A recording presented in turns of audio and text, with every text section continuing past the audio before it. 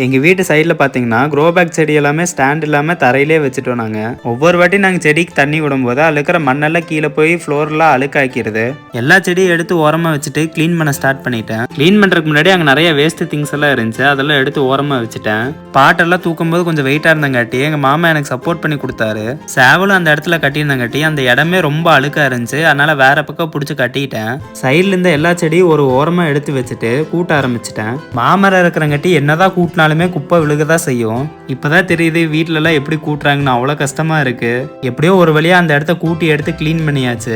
இங்க இருக்கிற அம்பிக்கலை தூக்கலான்னு பார்த்தா அங்க ஒரு புறான் குழுக்குழுன்னு படுத்துட்டு இருந்துச்சு. எங்களை பார்த்த உடனே தப்பச்சண்டா சாமின்ட்டு ஓடிடுச்சு. அப்புறம் என்ன, ஓஸ் எடுத்துட்டு போயிட்டு தண்ணி வச்சு கிளீன் பண்ண ஆரம்பிச்சிட்டேன். இருக்கிற மண்ணெல்லாம் தண்ணியாலேயே ஃபோர்ஸா அடிச்சு வெளியே தள்ளிட்டேன். இந்த இடத்துல ஆட்டங்கள் இருந்தங்காட்டி ரொம்ப அழுக்கா இருந்துச்சு, அதனால 2-in-1 பிரஷ் வச்சு கிளீன் பண்ண ஆரம்பிச்சிட்டேன். எல்லாத்தையும் தேய்ச்சி முடிச்சதுக்கு அப்புறம் ப்ரெஷர் கேன் வச்சு வாஷ் பண்ணி விட்டுட்டேன். வேஸ்டா இருந்த தொட்டி எல்லாம் கீழே எடுத்துட்டு வந்து பூச்செடிங்களுக்கு ஒரு ஸ்டாண்ட் மாதிரி ரெடி பண்ணி வச்சுட்டேன். எல்லா கல்லையும் லைனா அரேஞ்ச் பண்ணி வச்சுட்டு பூச்செடிங்களெல்லாம் அது மேல எடுத்து வச்சுட்டேன். இந்த கல்லு மேல நம்ம செடி வச்சிருக்கிறங்காட்டி அந்த கேப்ல மண் இருந்தாலுமே நமக்கு கூட்டுறதுக்கு வந்து ரொம்ப ஈஸியா இருக்கும். அதே சமயம் நமக்கு தண்ணி வச்சு கிளீன் பண்ணவும் ரொம்ப ஈஸியா இருக்கும். செடிகள்லாம் கேப் விட்டு தான் வைக்கணும். ஆனா அந்த பூச்சி பாம்பெல்லாம் போயிருந்தா நமக்கு ஈஸியா கண்டுபிடிச்சிக்கலாம். நைட்டு சைட்ல நடந்து போனாலுமே பயப்படாம போகலாம். கிளீன் பண்ணி முடிச்சோன்னே அந்த இடம் பார்க்க ரொம்ப நீட்டா மாறிடுச்சு. இன்னொரு வீடியோல பார்க்கலாம்.